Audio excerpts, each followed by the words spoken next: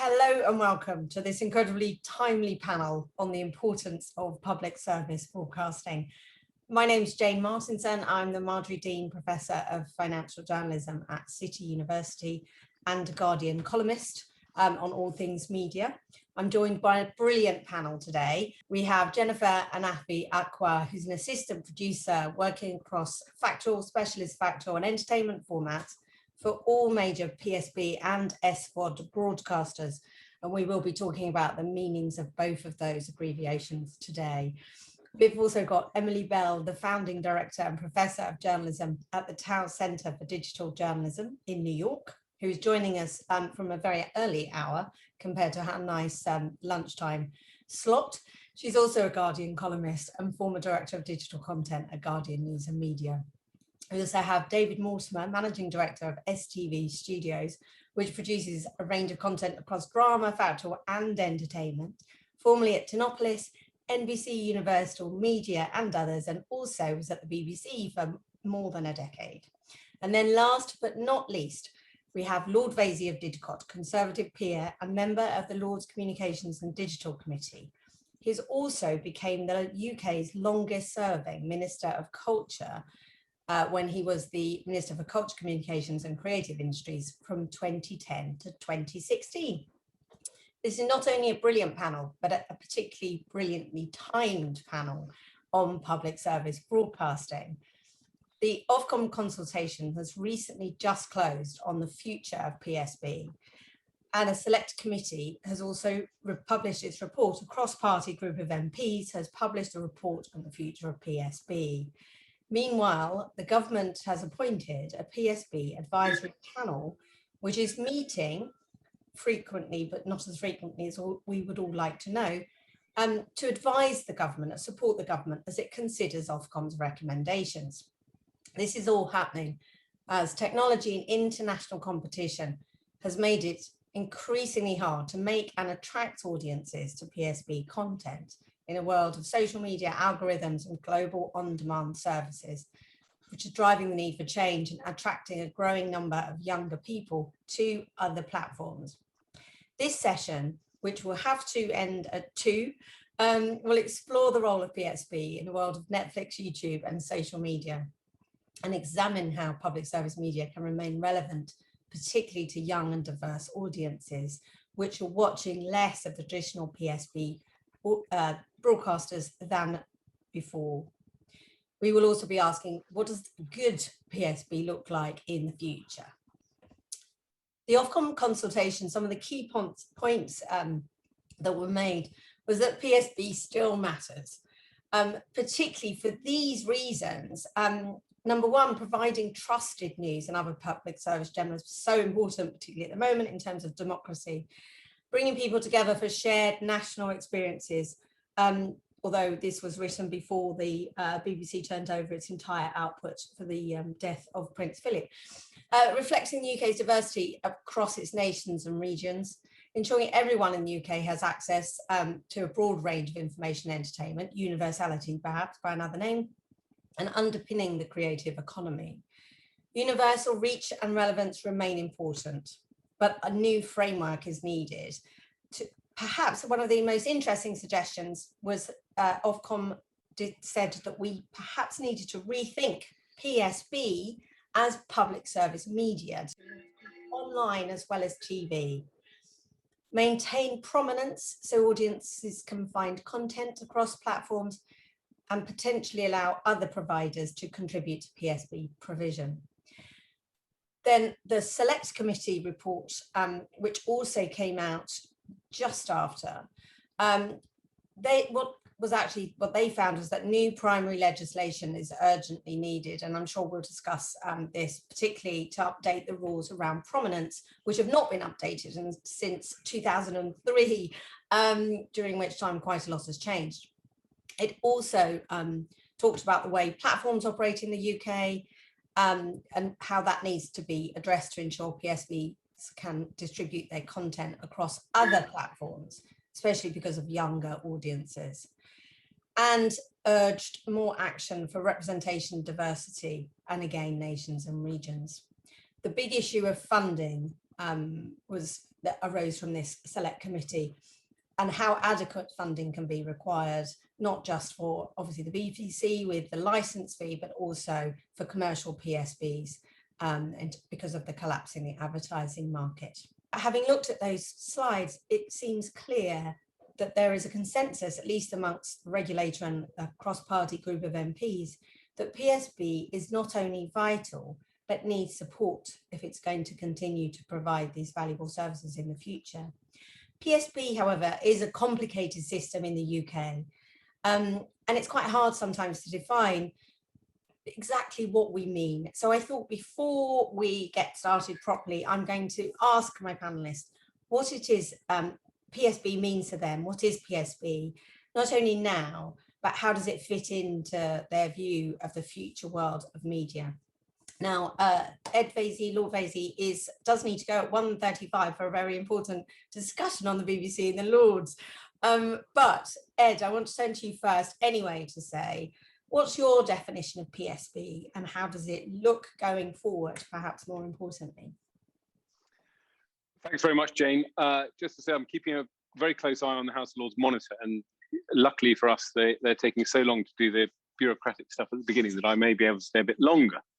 I think your point is well made in the sense it's extremely hard to define public service broadcasting. There's a tendency to say it's motherhood and apple pie, but broadly speaking, I think we all understand it's first of all sort of non-commercial broadcasting that we regard as essential for the public good, and that includes things, for example, like news, obviously, but also children's television, and also diversity of programming and high-quality drama. And I think a kind of workmanlike, pragmatic approach to public service broadcasting is effectively, it is the three public service broadcasters, ITV, STV and others, and the BBC and Channel 4. The interesting thing about public service broadcasting is it never really includes a big debate about radio, which is also, I think, an extremely important part of the ecology.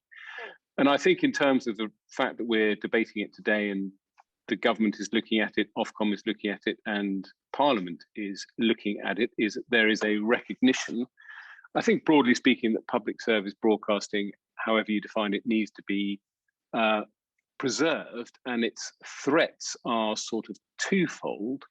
The first is that there is obviously the increasing dominance of US platforms, and that is obviously not to be anti-American, but it is, as it were, the flip side of that point is a recognition, as it were, that cultural programming, UK-made programming, is very important for our society. The media is very important for our society, and to have trusted programs, particularly in places like news in an era of fake news, is extremely important. And I think related to that is obviously the advance of technology, the sheer amount of content that we can access on our small screens, our iPad screens and our television screens, the demand for attention, and the increasing tendency of younger generations to now look to other platforms, particularly social media, for their content. How do you preserve a space for what we regard, perhaps in our fuddy-duddy way, as good content? Now, having said all of that, I think it is also important, and I don't wish to sound too devil's advocacy about this, to remember that commercial broadcasters who are not technically public service broadcasters would regard themselves as being perfectly capable of providing public service broadcasting in the broad sense of the phrase. If you talk to executives at Sky, or indeed if you talk to the executives who are setting up GB News at the moment, I think they would take it amiss if you said, well, actually, your content is not contributing to the public good. I think Sky would say, look at our drama, look at the fact that Sky Arts is now free to air and so on and so forth. Sky would potentially argue, you know, they often do the BBC's job better than the BBC. So I think it's important that we keep that in mind, that sometimes one can underappreciate the contribution made by commercial broadcasters and indeed the Netflixes of this world.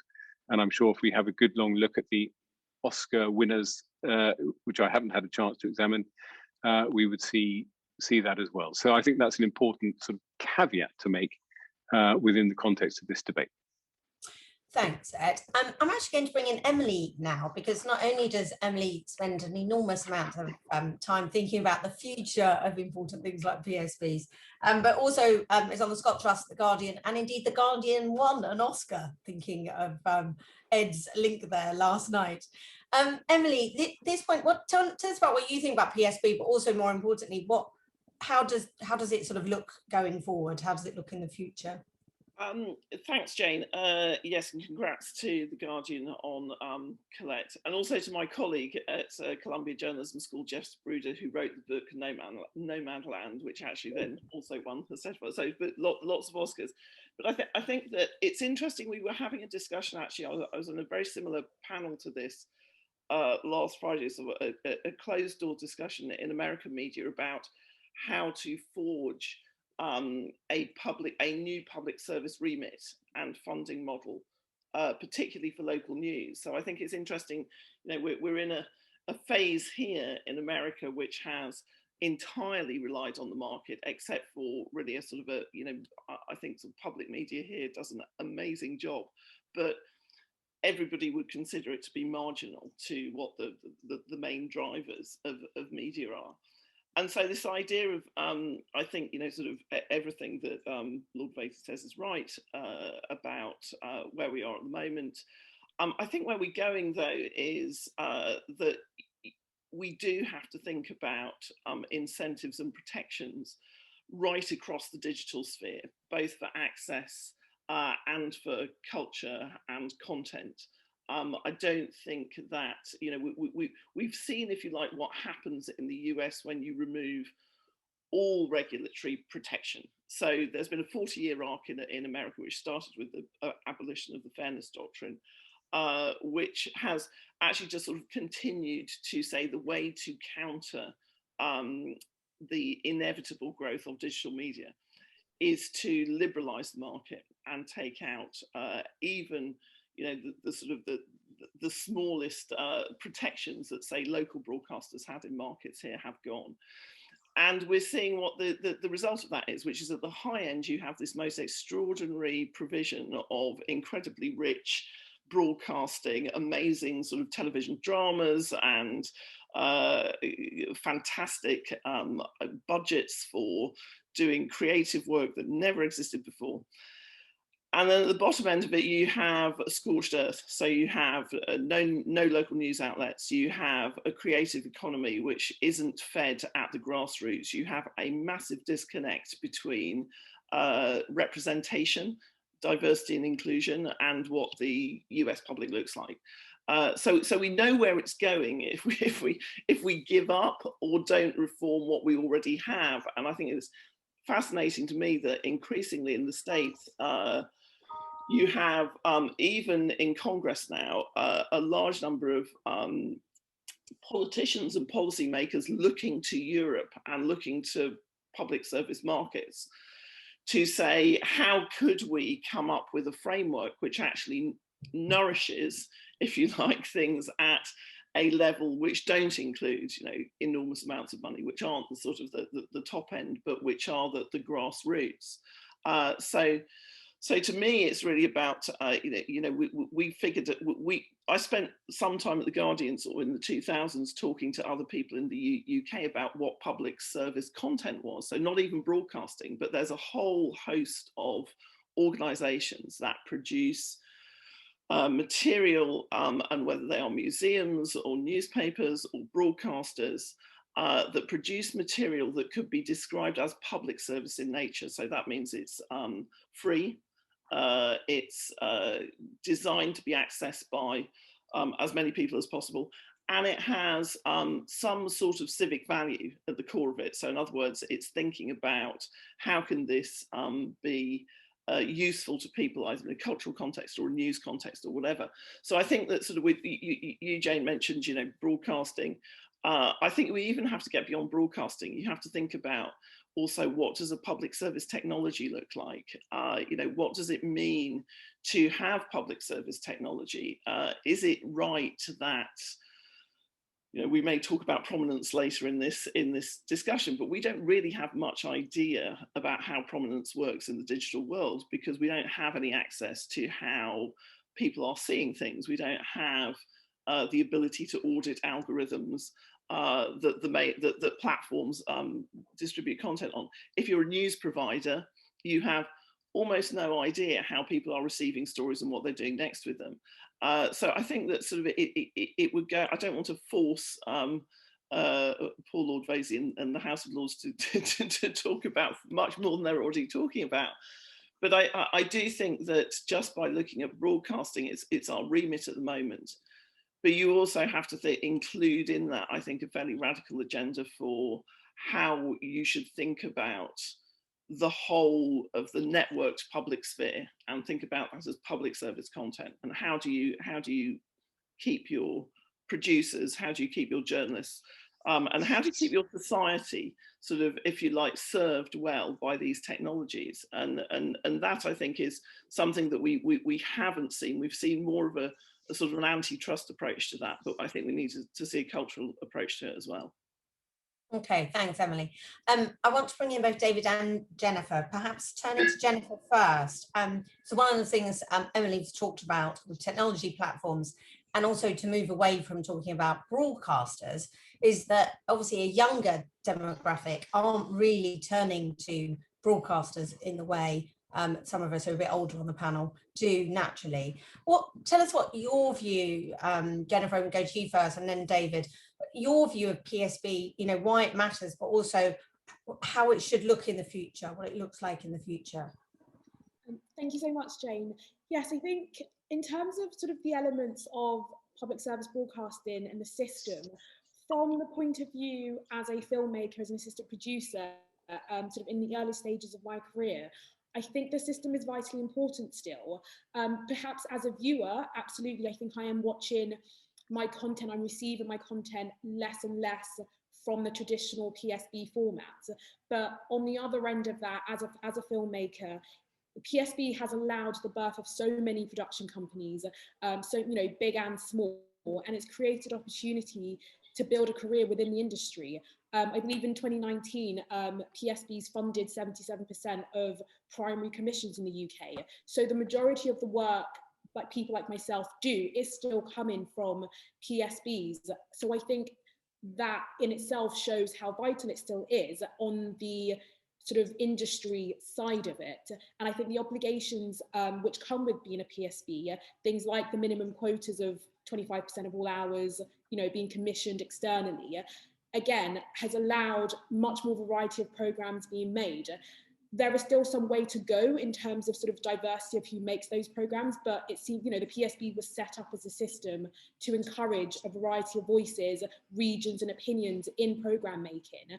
I think, but with that being said, again, I think there are two parts of me as a viewer, as a consumer. Absolutely, I am receiving a lot more, and as Emily said, thinking of it in a wider scope in terms of content, not just on the sort of traditional PSB platforms. I think we do have to consider, sort of the various ways of which people are receiving their content, online, and and I think we need to, as a PSB, maybe need to go to where those audiences already are, rather than trying to rail them back into traditional forms of viewing. Right, thanks, Jennifer.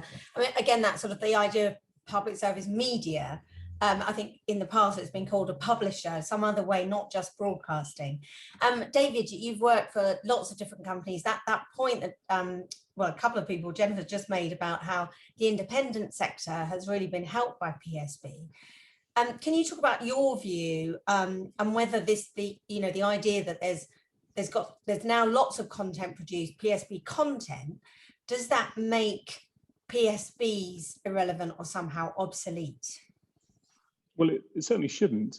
I mean, I think I was, thank you so much for your introduction, by the way. It reminded me of all the various places I've worked, because I'm at that sort of ancient age where it all becomes a bit confusing and blurred. But, and frankly, all of those jobs were down to happenstance and luck rather than any talent on my part. But I suppose what they all had in common, apart from my time at NBC, is that absolutely the job I was doing, the programs I was helping to make, the talent I was helping to develop, was all absolutely rooted in the PSB system that we have. So whether that be working at the BBC, having my own independent production company, working at Indies, and now running STV Studio Division, a big program making division that clearly only kind of exists because of the prior existence of STV, the PSB in Scotland.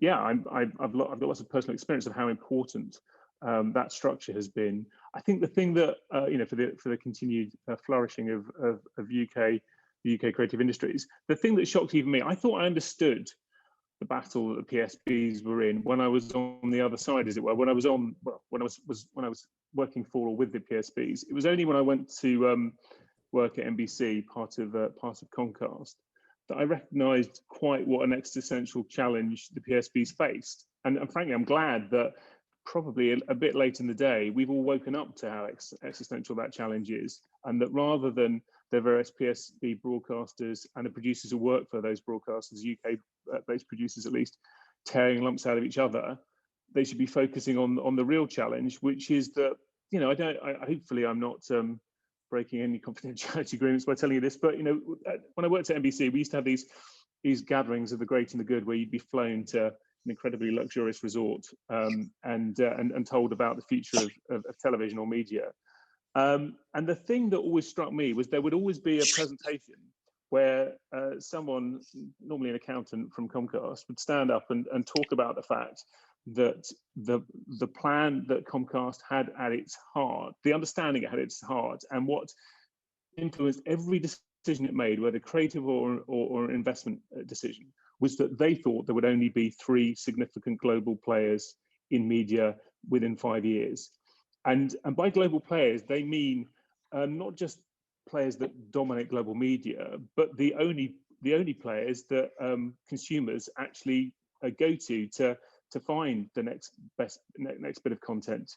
And so, and you looked at, and these presentations would sort of look at the opposition as it stood at that point, and then would kind of create a narrative of how that opposition would be whittled down. And actually, interestingly, even sort of 5-6 years ago, when there was a larger number of companies that they saw as being international opposition, the BBC was the only British brand, for want of a better word, on that list. The BBC gets knocked off in Comcast's version of the future pretty quickly, and that was quite shocking. And I'm not even criticising it, because frankly, if I was a commercial entity and I was making decisions that were just driven by delivering value for shareholders, then absolutely, given the nature of the global marketplace, that is how you would prepare your organisation to survive and prosper.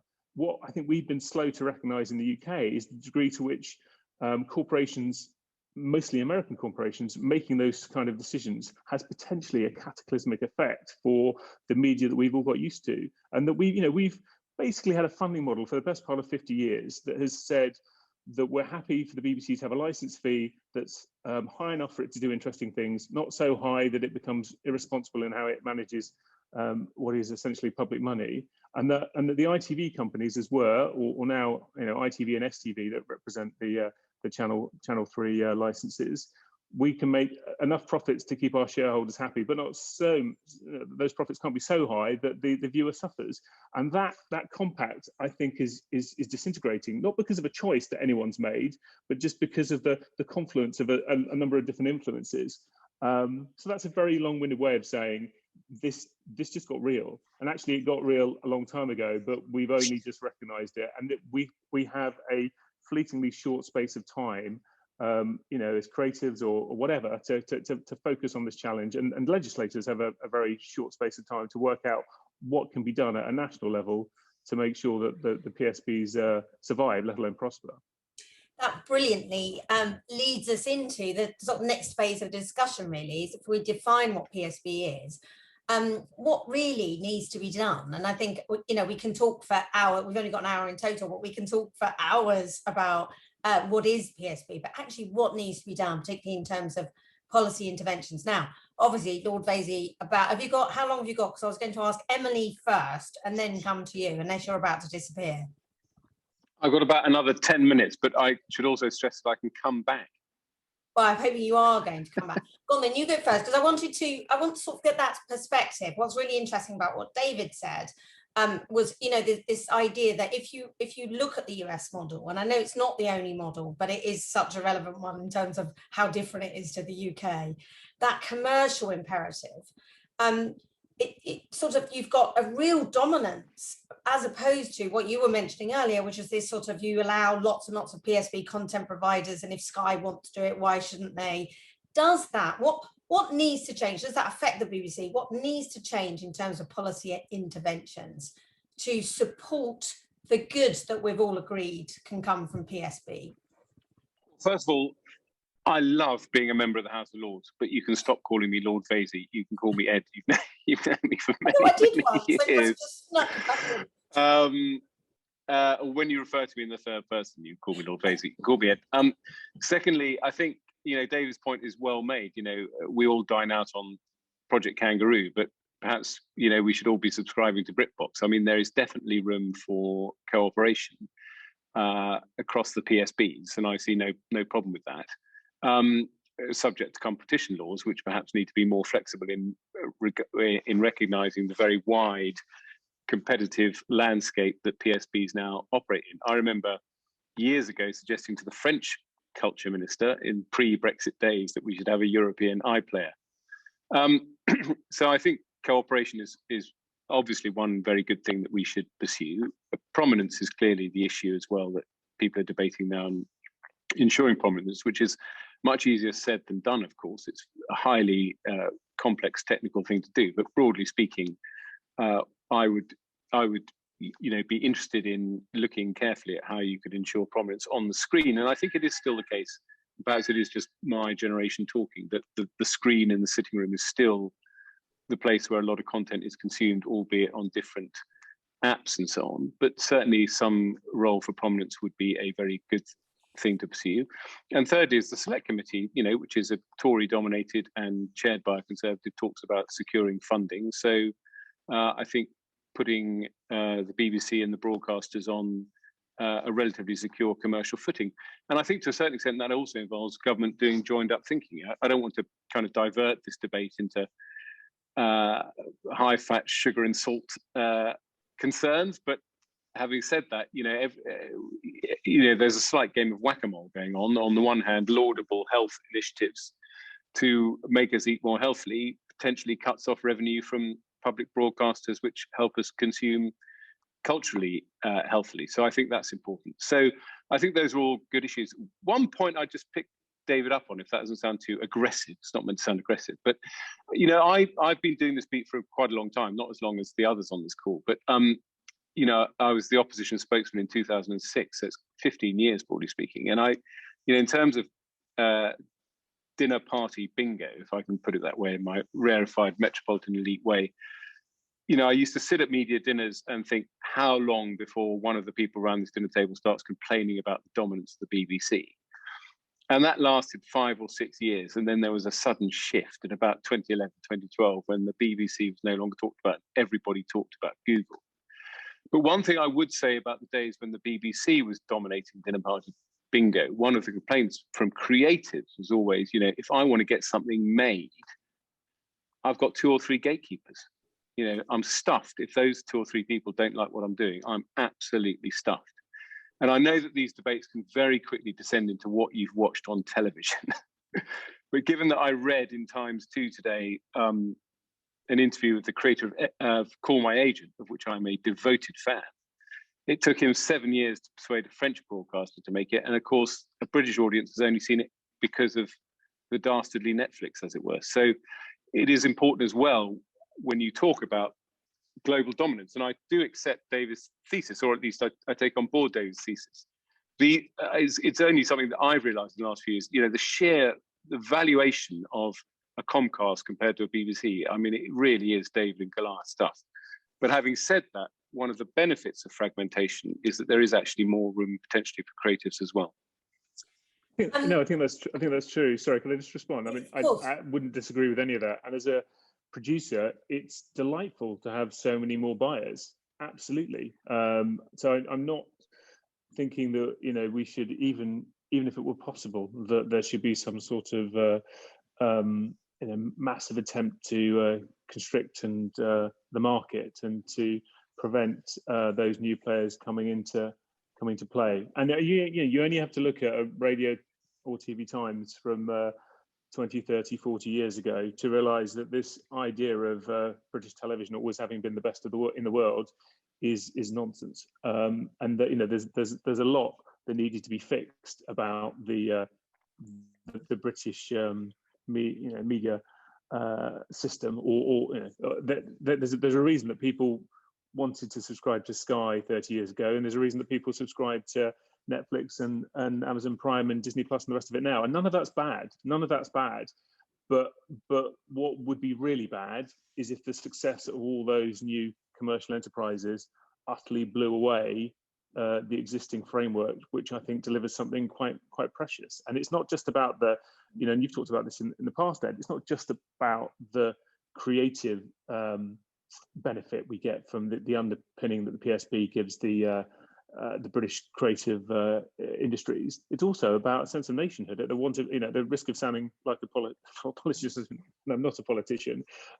You know, you're not going to get Netflix, Disney, any of these others to somehow magically create a sense of nationhood for the UK, let alone the four individual nations within the UK. And that in itself is a hugely precious resource that needs to somehow be protected. Thanks, David. What I was going to ask of the politician in this group is what actually needs to be changed in terms of the legislation that we're expecting to happen. What, you know, you say it's a Conservative controlled select committee, it is, but what do we need to have in terms of legislation? What's most important? You've mentioned prominence, but should there be some changes to the way the big tech platforms allow PSBs to, you know, show their content? What needs to happen, Ed? Well, I don't know the answer to that question, but I certainly think all of these things are on the table. And I think even now, PSB review is already, to a certain extent, you know, going to be playing catch up. We are debating prominence, and I absolutely take what David said. And I'll shut up now because others have to speak. But you know, there may be, and this is completely kind of blue sky thinking. You know, you've got PSBs as platforms, ITV, BBC, Channel 4, and then you've got PSB as sort of content. And, you know, we've already started this experiment with children's television program, which apparently is going very well. So there might be something there to explore, where one is platform agnostic and content focused in public service broadcasting. And there may even be, and this is very much blue sky thinking, I'm not saying I'm advocating this policy, but, you know, that you require some of the platforms to provide, as Emily was indicating earlier, the kind of public service tech agenda to provide some element of what we currently call public service broadcasting, whether that's Netflix having a certain proportion of programs. You know, the French obviously are very tough on this kind of thing and mandate certain cultural programming even for the big US platforms. So that will inevitably, I think, become part of the debate. Because at the core of it lies what David said, which is, you know, I totally accept when I was talking about gatekeepers, it was a slightly niche point, and the point about public service broadcasting as a culturally cohesive force in our country is very important. Thanks. Emily, what's your perspective? I mean, given where you are in terms of the UK and obviously your experience over the last few years in the US, looking at what legislators can do, because I'm sort of keen to get a sense of what can be done rather than just sort of talking about the issues. What should happen in terms of legislation to protect what we've talked about, the benefits of PSB are? I think, you know, it is carrots and sticks, and I think this view of thinking about it, both David and actually Jennifer as well, have all said this in different ways, but, you know, think about it as an infrastructure project. You know, that culture, democracy is infrastructure. So first question is, what is it that you want? I think this is really important to say that we're talking about this in very defensive terms at the moment, because we can see our if you like, model, our sort of historic model of thinking about this as market failure, or we have public service broadcasting. I was unfortunate enough to be a journalist writing almost every week on broadcasting policy when market failure was the football that was being kicked around. And if the market's now going to provide everything, do we really need all of this money going into public service broadcasting? And so I think instead of thinking about it like that, thinking about it in a very positive way, which is what kind of cultural institutions, media institutions, and pathway from local, regional, different communities do we want into that, and what do we want to, and so that means I think that your legislation has to do two things. First of all, you have to think about the regulatory landscape and the large platforms, and that's being done in Europe. And interestingly enough, because we're no longer part of Europe, we have to think about that separately now to some extent. So that's the first thing. I think, and you need to think about that as well in terms of funding. So if you look at the Australian model and the new media bargaining code there are all sorts of things to be said about that deal, some of which are positive, some of which are negative.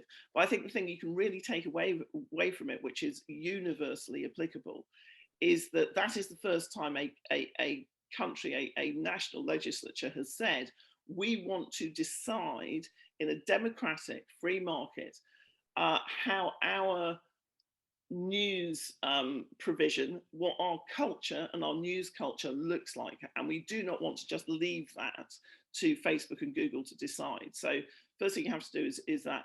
And then I think it's about looking at, the current funding and underpinning and the incentives, and say, where are they now most needed, and how do we protect the things that we have? I mean, Jennifer was right, which is, that this is not also about changing everything tomorrow. This is about thinking about sort of a 20-year kind of, or 10-year pathway from where we are at the moment to where we might be going. And you can't just say everything that we have needs to be sort of, kind of sidelined. We sort of, let's undermine the funding of the BBC before we've really decided what it is that we want to do. I think that you have to think about how are you going to gradually shift the incentives into public service content. I think it's a really good idea.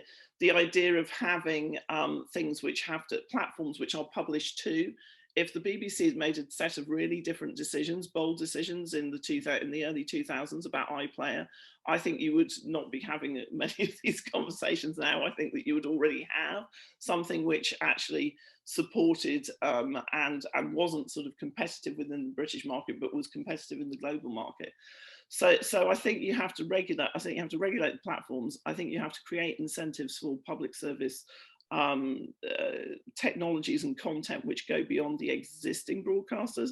But you also have to have, I think, a mind to protecting and supporting that part of the economy. And I think that sort of thinking about regionalising, I know it's not massively popular in the UK, but I do think that actually the idea that you're now having regional centres established, it's very painful for some of the people involved whose jobs change overnight.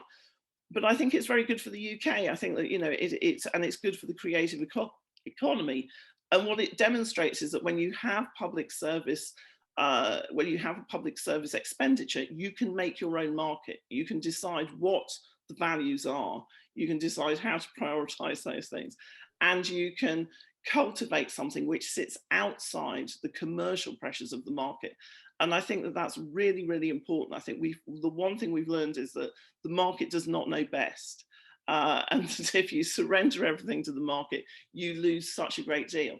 So I'm sorry it's not as specific enough, but I do think you need something which, as I say, goes into both regulation and of platforms and incentives, and thinks about those as a whole, rather than thinks about those as two separate things. Thanks, Emma. Jennifer, do you agree that the markets don't know best, but also what do you think should be done about it? Thank you. No, I think Emily is right, and I think as strange as it is to say, I think if it was left to a completely free market of which sort of people only paid for what they valued or what they wanted, I think there's a lot. And I know from sort of conversations with my peers, there's a lot that PSB does, I think, that is unknown, and there's a lot of value and benefit that's unknown.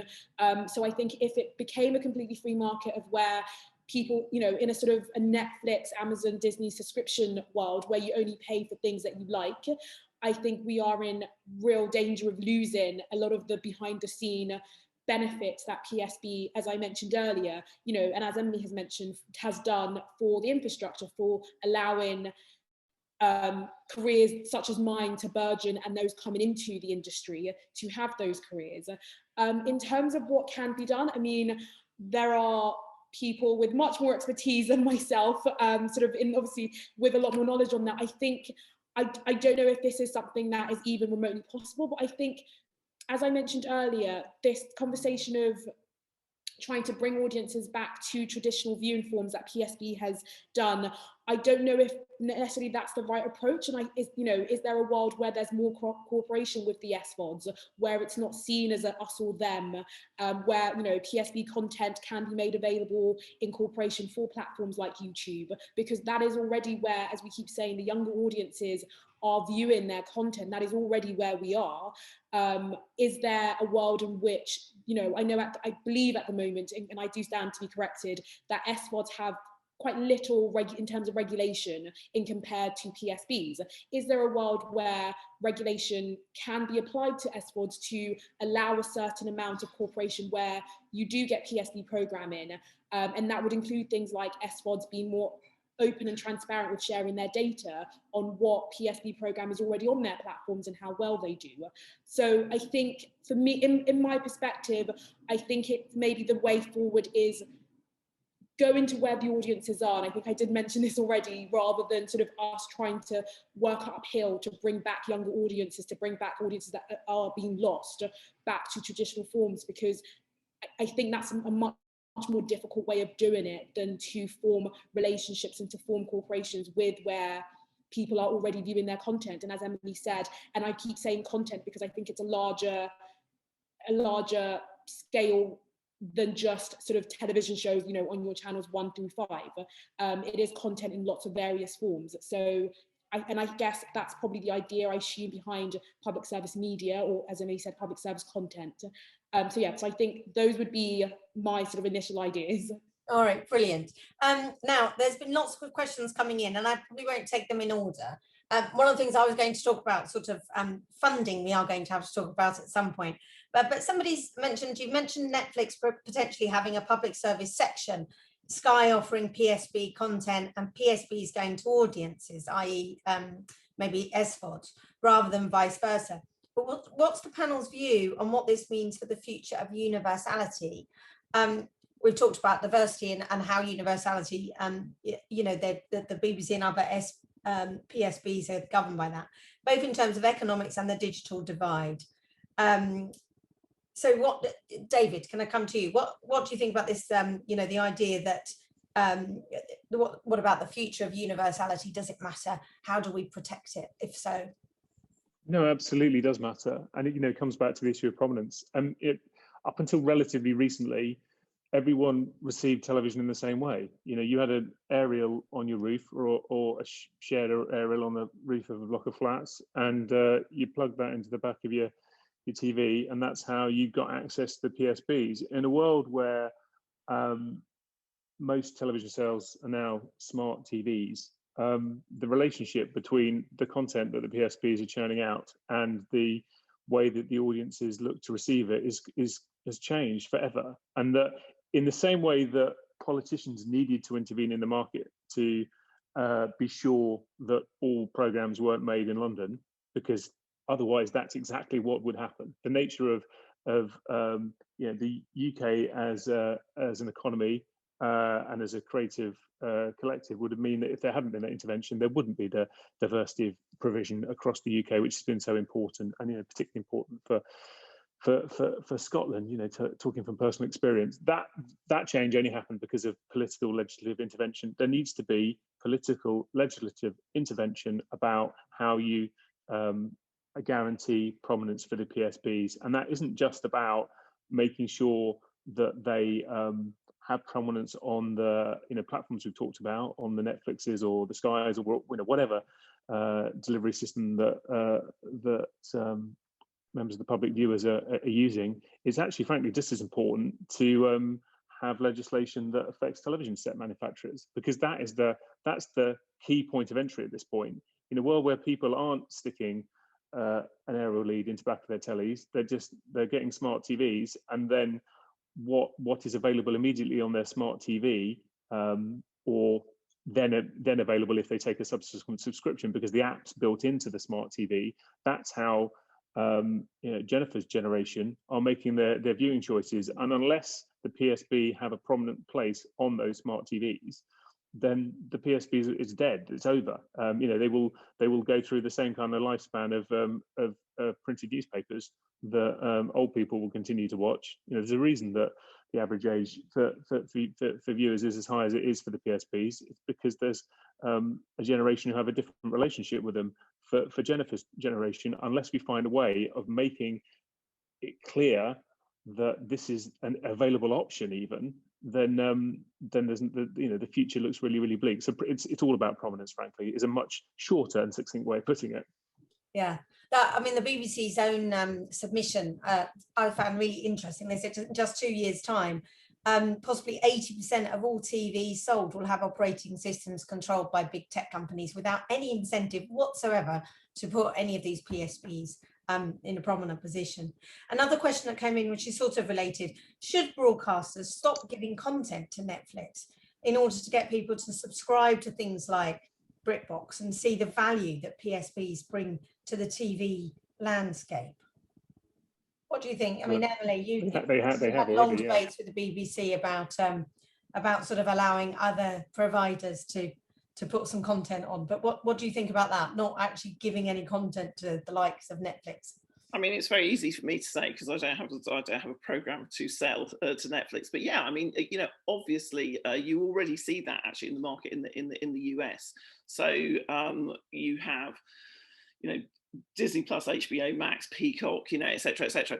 It's kind of, and again, if your content is being made through, it's not just about market efficiency. So if your content is being made from a public service base, the idea that you wouldn't have universally accessible apps. But there's another dimension to this as well, which is, actually things like how do you capture people's data? What do you do with it? Is that transparent? All of these things which feel sort of marginal are actually really, I think, key questions about how do you behave in the market.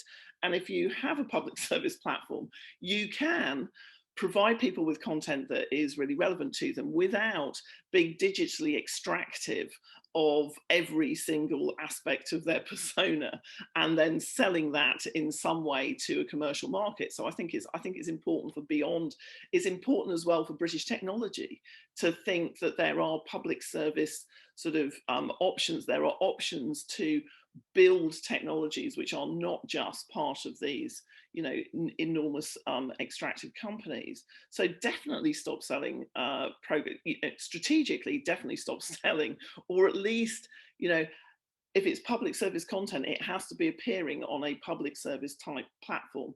And, talking about incentives and prominence, look at what Facebook has done in large swathes of the developing world in terms of coming to agreements with mobile phone operators for this thing called free basics, which is a whole other lecture I can give you on why it's not really free. But what they've done is they've said, kind of your data plan gives you Facebook. So in large part, so significant chunks of the world, Facebook is the internet. If you think about 5G in this country, you think about universality, you think about data plans, and then you think about sort of mobile access to a public service platform that perhaps, if you're a carrier in the UK, you should have bundled on your phones. I mean, I think there are many, many different ways of doing this. I know that anyone in the commercial world will be sort of shaking their heads and saying it's not possible. It absolutely is possible, but you have to decide that you're going to do it and make that sort of make those decisions now rather than sort of waiting. And I think that I think that one good decision now is to say, let's stop selling stuff to Netflix. Let's think about how that would look in a universally available platform here. And if they want to buy sort of rights further down, if they want to buy secondary rights, they want to buy rights further down the sort of downstream, that's fine. But if you're part of the UK, you're paying your taxes into the public service system, then you should, or you're paying your license fee or whatever it is, then you have access to this on a sort of preferable footing. But the uncomfortable reality that flows from that, Emily, is that politicians have to be prepared to accept a funding model for the PSBs that allows them to be financially stable enough that they don't have to do deals with Netflix and others. And unfortunately, the BBC and ITV are stuck, and Channel 4 actually, even more importantly, Channel 4 are stuck between a rock and a hard place, that they absolutely understand the sort of the cultural argument and the existential argument around, well, we shouldn't be sharing the crown jewels with the competition, but unfortunately at a point at which the financial model is so challenged, they end up having to. And again, that's why we need politicians to recognise what the challenge is here, because unless politicians are prepared to fight for a properly funded BBC and a fairly regulated ITV and STV and Channel 4, then the game's up. I think that's absolutely right, and I think that is the very hard argument to win. All I would say is, and I know, David, you are a long-suffering Arsenal fan in the same way that I am, but if you look at something like the Super League, and that's an American model of ownership, that's an American model of commercial ownership, but it's also sort of very culturally significant. It really means something to people in communities, and the idea that you have, a kind of an actual football club sitting in the middle of your community, and you have no control at all over things like gate prices or participation or whatever. That model is kind of coming for everything if we don't do something about it. But your point is absolutely well taken, Dave. Jennifer, I'd like to bring you in to talk about some of those issues. Do you think the broadcasters should be limiting what they do, or this idea that both David and Emily have been talking about, sort of protecting, like the sort of crown jewels, if you like, have the broadcasting crown jewels that is protected with content that producers like you and others can produce? I think I partly do completely agree with David and both David and Emily. I guess from a consumer front, I'm just thinking in a lot of ways, sometimes my first access or viewing of a PSB program actually is on Netflix or is on on an SVOD, and I wonder if there is no sharing or there is no sort of giving of certain programs to those platforms. Will audiences like myself seek them out, in the current PSB forms that they're out there? So I wonder if there's no alternative. Is it beneficial to stop giving SVODs, those type of programs, when people like myself, sometimes that is our first viewing of a PSB show? So I do agree in a lot of ways with what David and Emily are saying, but I think I'm from a probably purely selfish consumer point of view, I do love to see certain BBC made programs on Netflix, because it's a discovery, because I wouldn't have otherwise gone on to BBC iPlayer to search for that, or I wouldn't have seen it on an EPG. So I think for me it does broaden the types of PSB shows I am seeing, just not on PSB platforms. So I think if there's no alternative to what those platforms are, and until, like as Emily said, until those platforms and those bundles can be made available, I don't know necessarily if, from my perspective, it's the best thing. Yeah. I'm conscious we've got just under 5 minutes left. Ed Vaizey is back with us. I think now is a moment we could, given we talked about funding, is such an important moment. One of the questions that have been asked is, do you think the BBC will or should switch to some form of subscription model, where if you subscribe, you then get access to things like BBC Sounds, News, iPlayer, weather, etc. So in the last couple of minutes, Ed, and obviously the others as well, please chip in. What do you think about the BBC's funding? And should it offer some subscription model? Would that find favour among some of your Conservative colleagues, Ed? Well, I think, again, it's a fascinating question, because it depends on how you phrase it, in a sense, because clearly John Whittingdale, when we did the Charter Review, opened up scope for the BBC to potentially charge subscription. And secondly, obviously, BritBox is a subscriber service of which the BBC is effectively the major partner. But of course, the minute you start talking about subscription, people think, oh, this is terribly suspicious and it's the thin end of a wedge. But I always like to think just as Tesco used to hoover up all my data 20 years before Facebook did. You know, the BBC did happily charge for DVDs and so on and so forth. So it's not wrong for the BBC to have a commercial arm and charge the consumer for it. The license fee has never been deemed to be an all you can eat BBC content provider. So I think one has to be flexible about it without losing sense of the core mission of the BBC to provide free-to-air public service content via the license fee. Thanks, Ed.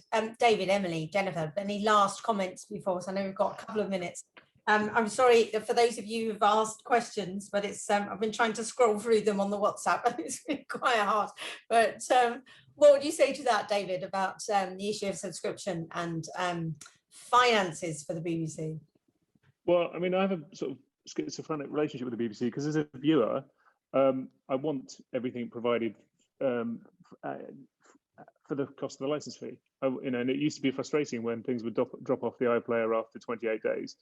But as a producer, I know that actually the BBC can't afford to fund dramas, or dramas in particular, but not just dramas, can't fund programs in such a way that they're able to fairly pay the producers the going rate to have shows on the iPlayer for a year. So we end up in this weird sort of situation where no one's happy really.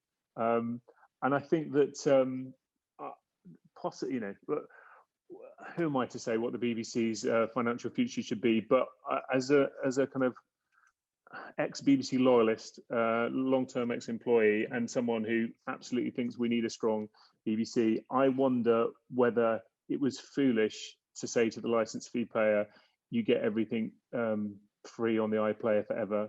That feels like it potentially undercuts the BBC's ability to make a change to the financial, the ongoing kind of financial crisis it faces. I think it would be perfectly reasonable, frankly, for them to say the license fee gets you X, but after, it certainly doesn't get you the right to watch everything forever on the iPlayer. It seems that the BBC's made the decision that its relationship with its license fee payer wouldn't survive that kind of a conversation. I'm not sure they're right, but either way, the current funding model doesn't work. So either BBC Studios needs to get even more successful much more quickly, or they will need to review a different mix between what is and isn't provided by the license fee. Thanks, Jennifer. I know you've got to go bang on too. Would you pay for this sort of subscription for the extra services for the BBC?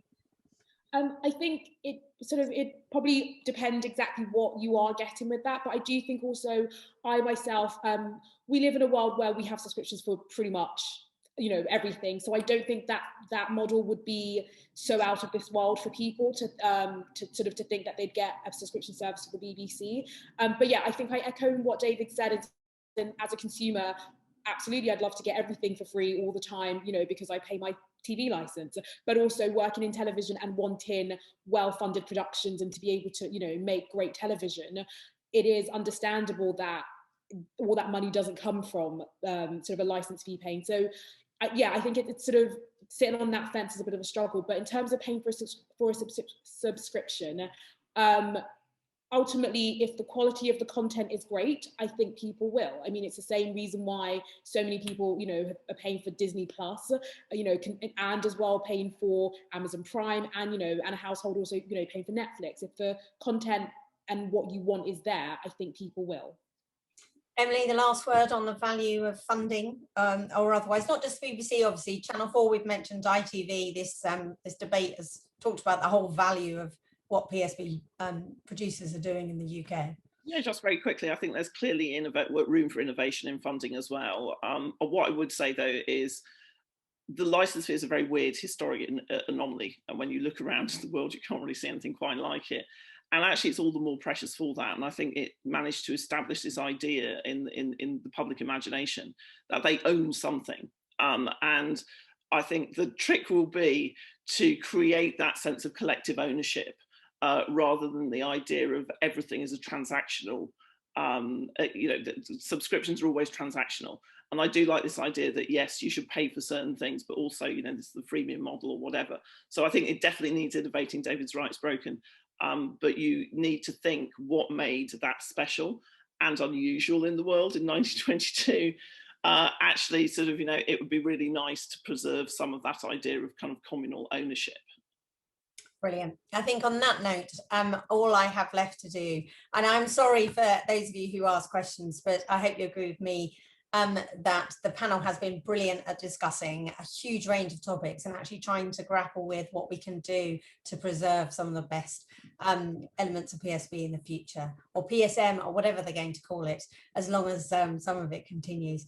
So I'd like to thank brilliant panelists, David Mortimer, Jennifer Anafi Akwa, Lord Vasey, Ed Vasey, and Emily Bell, and also the producers of this, Jonathan Simon, Vicky Fairclough, and Kirsten Stevenson, and Jamie O'Neill at the RTS for all the marketing and tech support and the help with the WhatsApp groups. It was entirely my failure to ask all the questions that you posited. But thank you to everyone for attending and for discussing this incredibly important topic.